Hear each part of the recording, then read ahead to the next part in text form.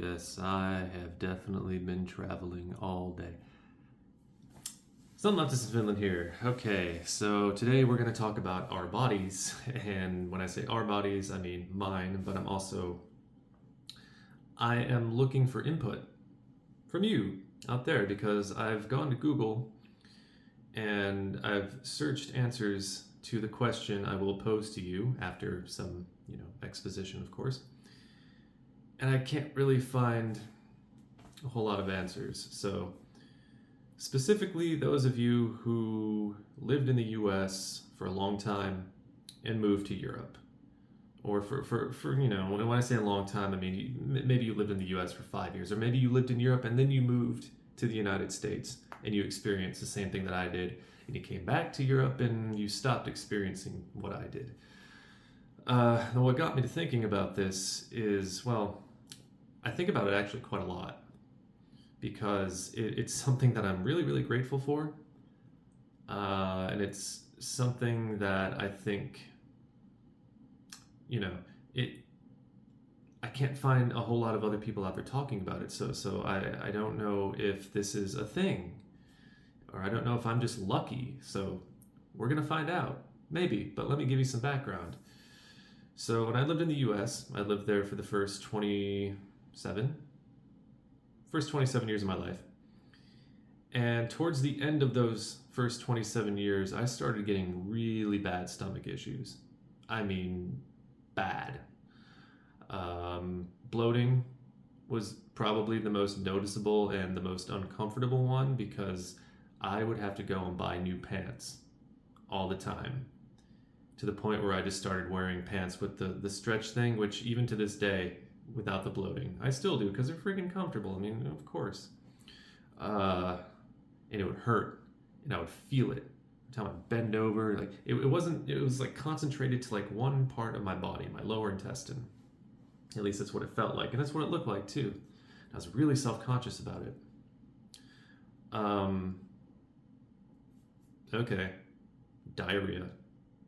Yes, I said it without laughing. Yes, okay, maybe I am growing up a little bit. No, tell fart jokes until you die. But yeah, I would have that at least once a week.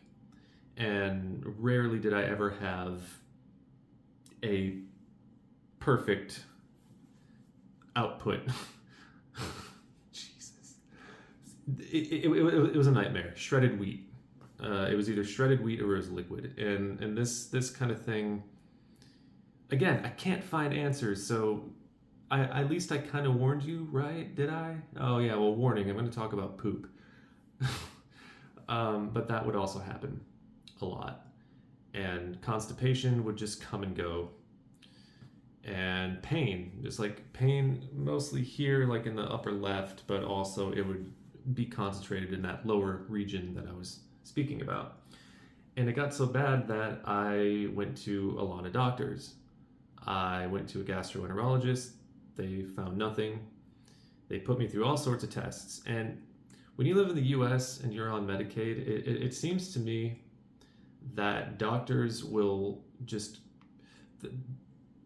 they'll put you through anything. They'll put you through any test because, Medicaid's paying for it. I even had a doctor in so many words tell me that, like, well, you're on Medicaid, so we may as well just, do this CAT scan. We may as well do this HEDA scan or whatever. I had my gallbladder scan. I had a colonoscopy. I had an upper endoscopy. Probably some other scans that I can't remember off the top of my head. Everything came back more or less normal. At least they never saw anything that would be causing the kind of intense pain and bloating and cramping. That's another one. Oh, the cramp. I almost completely forgot about that. Now, that does happen still from time to time, but I know exactly what triggers it. So I can avoid it. But then it just seemed like it was just like a random thing. So I moved to Finland 6 years ago. This April it will be six whole years. Good God. And I didn't notice it immediately. And by the way, I was diagnosed with IBS. I don't remember which one. I think it was IBS-D, because more often than not, it was diarrhea. And the other thing The other thing that I should not fail to mention is I often found myself in situations where I'd have to be looking for the bathroom because I would just be out. I would be at Walmart, I would be at a restaurant, I would be at a friend's house, I would be taking a walk, and I'd leave the house feeling just fine, and then brick would just hit my lower intestine. I had to pull off the road so many times, I almost shit my pants at the top of the Gateway Arch. 630 feet in the air. Nowhere to go. Just looking down and clenching your butt as tight as you can. That sucked. And this sort of thing would happen so often, and that's why I went to the doctors and they said it was IBS, probably. They didn't know what else to call it because they couldn't find anything. So fast forward, I didn't notice immediately after I moved to Europe, but I think it hit me right around the time that I started shopping for new pants one day. And I noticed that my waist size was like consistent over a long period of time, which is something that I was not happening in the States. I was like, okay, interesting. I wasn't feeling that urgency to, run to a bathroom before something very awful happened. And that only happened to me here, I think, twice, and that was in my first year of living here. 2 times. One time in a Stockman, in a department store in Helsinki. Came this close. And another time it was at, over time in Europe, eating largely the same diet, these things just kind of stopped happening. And I remember the last gastroenterologist I saw said that based on what I told him, this is something that I was going to be dealing with for life. So here's a diet. I want you to stick to this diet. And even when I stuck to that diet, I get really bad heartburn, and there was still bloating. There were still these problems in my gut. And another thing is, when you've got problems in your gut, you got problems up here too. You just feel like shit. You just feel terrible. You feel horrible. You don't want to do anything. You don't want to go anywhere. And that is why I'm so grateful and thankful, because I haven't done much of anything to consciously will this crap away from me. It just sort of happened over a period of months and years living here in Europe. And my only good theory is it's the food. Something to do with the food, because food standards between the EU and the US are completely different. The EU is a bit more careful. The US, good luck not getting a spoonful of cyanide with your morning oats, basically, I'll put it that way. Not good. And to this day, I don't think I would fit the description by any doctor's definition of having IBS. And it was kind of it would go back and forth.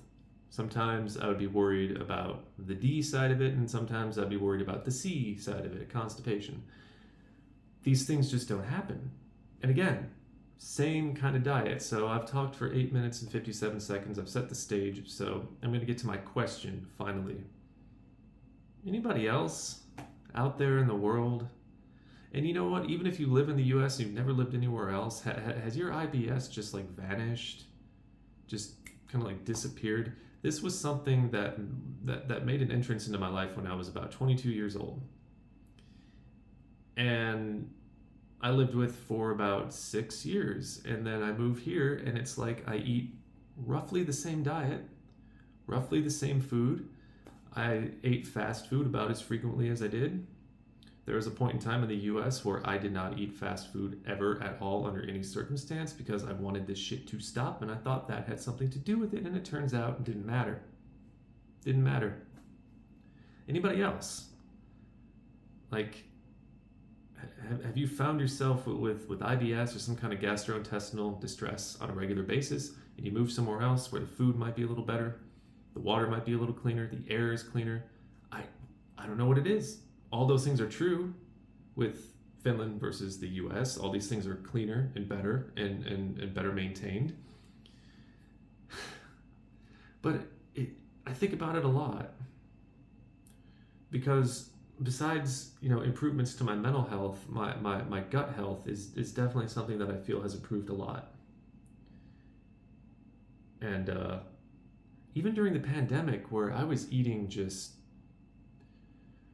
God, probably the worst I've ever eaten in my life. Even during the pandemic, like I didn't feel the way that I did in the US. And it's just, it may seem weird that I'm making a video about it, but I'm legitimately interested if there's anyone out there in the world in a similar situation who had something like this just kind of go away. Because it doesn't feel like it's something that should just go away. It's nice that it did, of course. I don't really want to look a gift horse in the mouth all that much, but at the same time, I want to know. Because at the same time, I'm also a little bit worried that it'll just come back. If it was just my body doing its thing, maybe one day it will come back and I'll be, searching for that restroom again everywhere I go, which is a lot harder in Finland because there are pay toilets. Got to have a coin on you at all times, and there's not always a toilet available. Yeah, it's so strange. It's so strange, and it's strange enough that I want to ask people out there if they've had a similar sort of thing, or maybe some other health condition that improved once you moved from the US to Europe. That would also be cool to hear. I really don't know how to end this video. I've said I'm quite certain that I've scared off a pretty big proportion of my viewer base talking about my bowel habits, but I am an open book for the most part, with exceptions. With exceptions. Have a healthy gut, folks, and have a good day.